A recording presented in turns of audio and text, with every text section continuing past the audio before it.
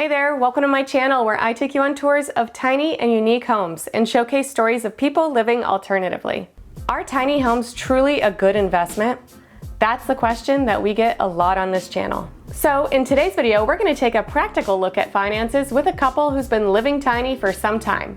They're going to break down their expenses and explain why they believe their upfront costs will pay off, especially if you consider location and the alternatives: rent or a 30-year mortgage for a very expensive home. But don't worry, this video isn't just informational. They're also going to take us on a tour of their gorgeous tiny home. And if you like these kind of videos, make sure that you subscribe and hit that notification bell so that you know every single time we publish a new video. Will you join me? Will you roll? Make this house our tiny home. Because we watched so many videos on Tiny House Giant Journey, like the theme song got hooked in our heads. So like we always come up with a remix. Make this house our tiny home, tiny home, tiny, tiny, tiny, tiny, tiny, tiny home, our tiny home.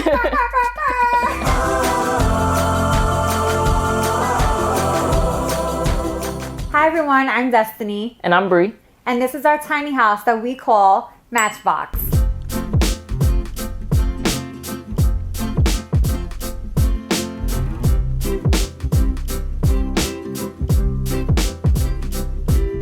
I wanted to own something before I turned 30, but I knew I couldn't afford like a $500,000 house, nor did I want one. And so we were just like, yeah, let's like really look into the tiny house movement. And here we are. A lot of the people that I was doing outreach to and talking with, they were like, yeah, like I bought mine for $60,000, but this was like 5 years ago. And so we were like, okay, we could do like 85. That was if we went over budget. Yes. And I stumbled upon a page called Tiny Homies. We had like a consultation call with them and they really just like let us know, hey, like your budget is low compared to like what it actually takes to build a house. And it turns out that they had built a home a year before and that person was selling it. We went into the house, measured everything. We're just talking like it was our house and honestly manifested that. We got a $45,000 loan and it's a personal loan. We paid a total of $90,000 for our house, but because we have to take out loans, we're gonna end up paying $100,000.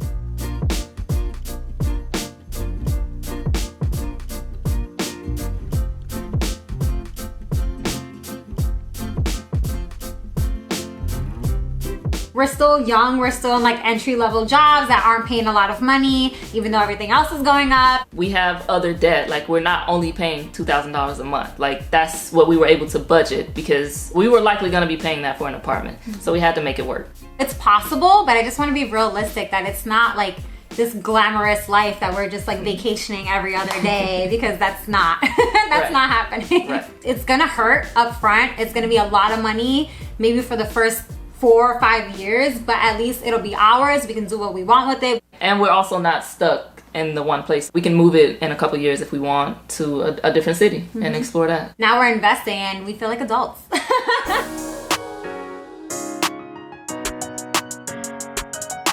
So our tiny house Matchbox is 30 feet long, 8.5 feet wide, and 13.5 feet tall. With the house being so large, it's a triple axle trailer that it sits on. And it has about 10 windows counting the door. One of the things that we liked about it is it's got this kind of two-tone look. We didn't get to choose the colors, but we thought it was different. When it rains, we do get a nice little sound on the house. It's pretty peaceful. We fall asleep very easily. All right, so here's our garden. We started growing a few things. We do not have green thumbs, so this is a first attempt and it's going pretty well. I think it's because of all the rain here in Portland. But we have some green onions, some kale, have a potato bag. We're trying to grow some potatoes. We also have some green beans and then some various like chili plants. Over here, we have this hammock that Nana bought us. So we like to come out here sometimes and just lay in it when the weather's actually nice and it's not raining. So it's been good for like the last couple of weeks. So this is the back of the tiny home. Back here is where we have the water heater panel and also the electrical panel inside this little door. We have a tankless water heater, so that's where this is stored. Our house runs hot water on propane tanks. So the only thing that we run using this is the hot water, but we've been here 3 months and we've switched it out 3 times. So about once a month we have to go and fill up both tanks. So if you're thinking about using propane to heat your water, just know that it's an extra expense. Anywhere between $30 and $60 a month, depending on if you're filling up both tanks or not, and if they're completely empty.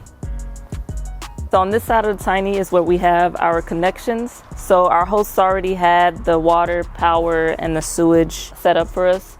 So we just had to get someone to come hook up all of our lines for the plumbing.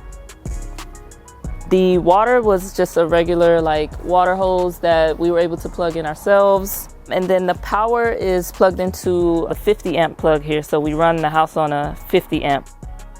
We looked at a lot of tiny home communities, but a lot of them want certifications or they have like a 2-year wait list. We got lucky. We found somebody in a Facebook group. She said that she was looking for, a tiny house or an RV to park. We currently pay $650 to rent the space. It comes with water, electric, sewer, right now Wi-Fi, and it's a great spot. So I think we got a pretty good deal here.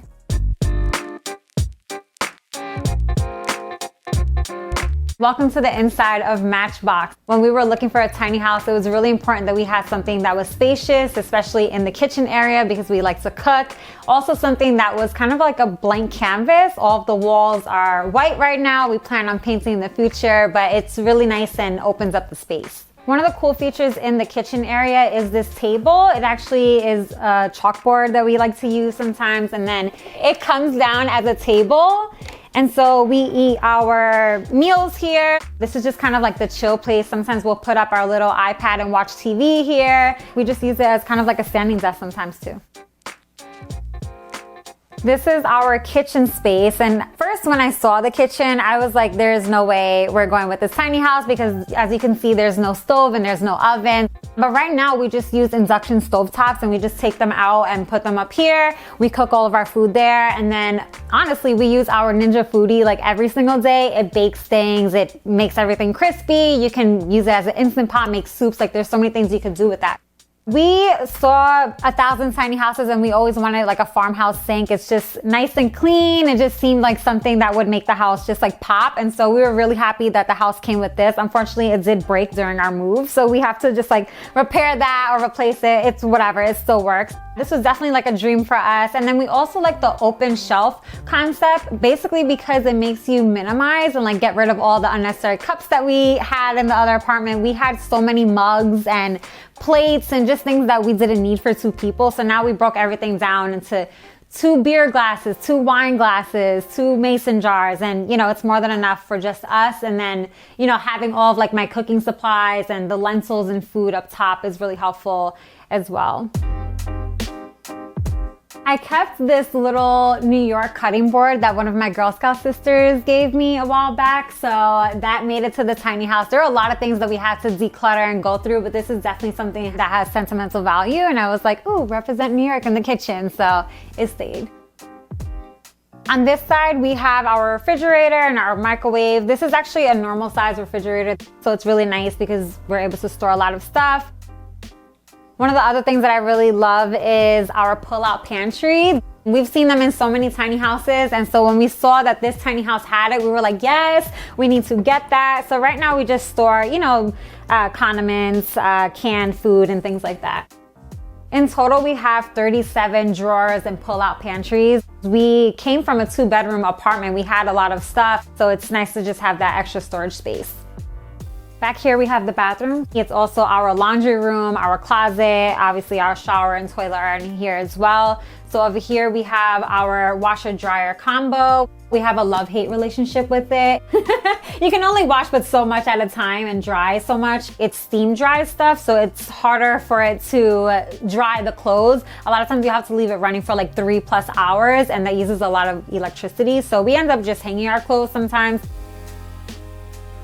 We have a standard toilet. We were not trying to get a compost toilet. I think a lot of tiny houses do have compost toilets, which are great because you can be off grid, but we were not trying to deal with like a composting toilet. So we just went for the traditional one and it works for us. Like this is all we've ever known, and I think we're gonna stick to it.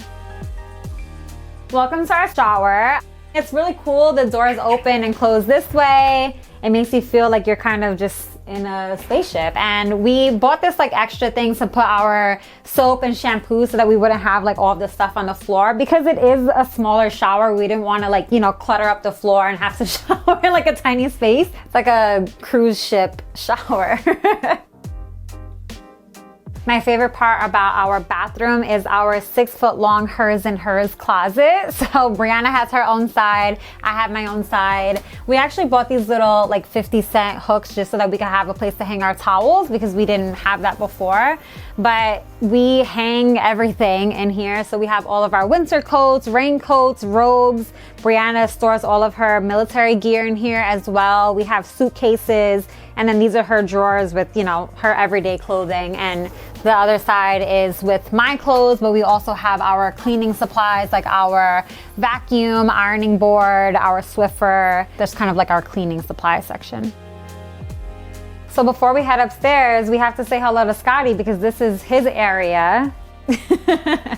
But this is a pretty large step even for me, especially for Scotty. And something that the builders did that is really cool is they made these pull-out stairs that actually have storage in them. And then it also has a drawer. These are really cool because we can, you know, put them in all the way, take them out, and this is how we get up and down the stairs.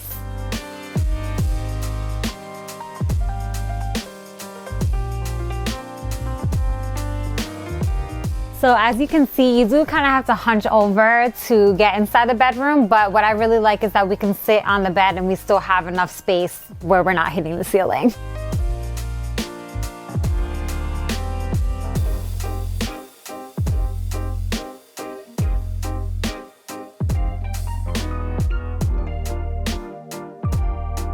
So this is where Scotty sleeps. He likes to be on top of us when we're sleeping in the middle of the night. So usually he'll sleep on his bed. Sometimes he'll just throw himself in the middle of the floor. So it's nice to kind of have like this big space for him. Something that I really wanted to do was put a nice mural on our wall, and I painted it I think 3 or 4 times. First it had flowers, then it had kind of like a camel look, and now it's just kind of this like boxy look. I think it's kind of relaxing, and who knows how long it'll stay like this, but I do enjoy painting walls, so we'll see. I might change it in a couple months.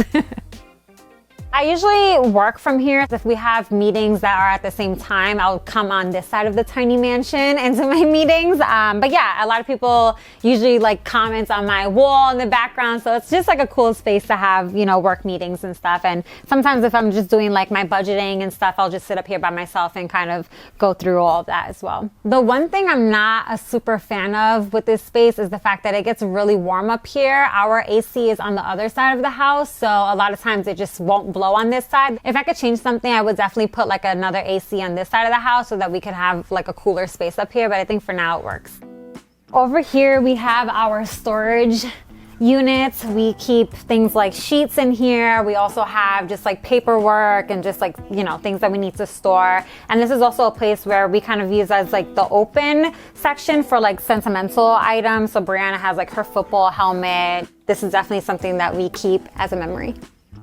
Down here we have our memory jar. This is just little things from events we've gone to since we've met, tickets from shows and things like that. So we fit everything in this little jar. We also have like a larger sentimental box under our couch, but this is the one that we kind of display. On top, we have Brianna's longboard, and this is honestly the only place that we could put it because there's really not many other places we could store something so large, but it kind of matches the aesthetic, and you know, when she wants to use it, she'll just take it down. But this storage unit came with the house, so it's just a nice space to just put some of the things that we love. Another cool thing that we added to the house is our motion sensor light strip. This one goes from the bottom of our staircase all the way up to the bedroom, and it's just really good because when I go to the bathroom at nighttime, I need to see where I'm going, so we just put this on and it works for us.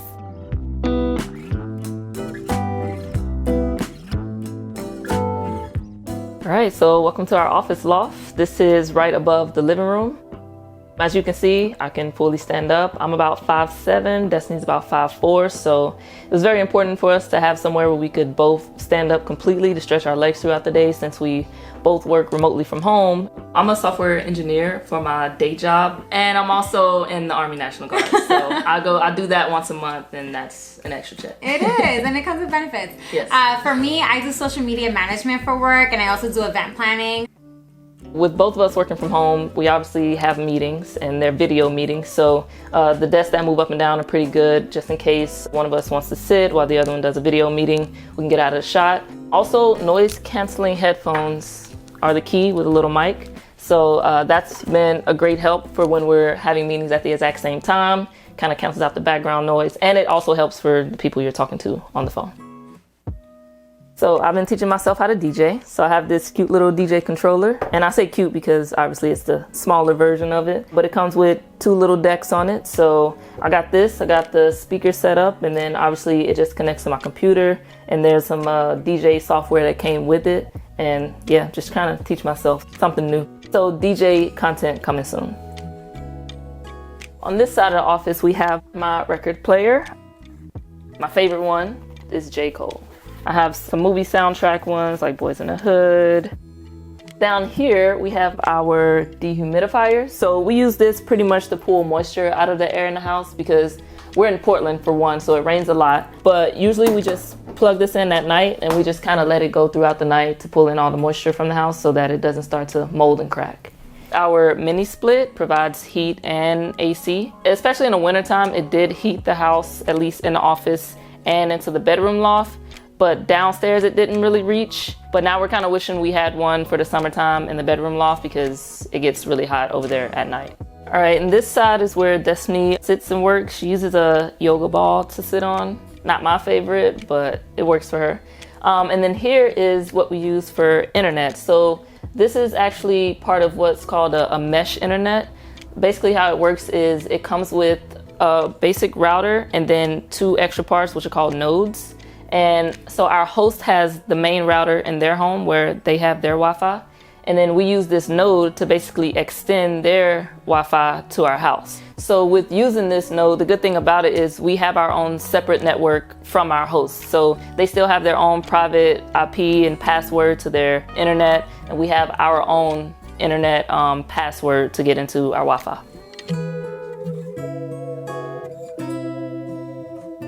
All right, so downstairs is where we have our living room / movie room / guest room. It's right below the office space. We can't stand up in this one, but it's still enough space to sit down, have some head space. We have a futon under here. This actually turns into a bed, so if we have a guest, they can sleep here. We use the underneath for extra storage. You can put your feet up, but we also have extra blankets, sheets, pillows in here. Right above me is where we have our projector. So this is what we use to watch movies. We just project it onto the clear wall over here, kick back, watch a good movie.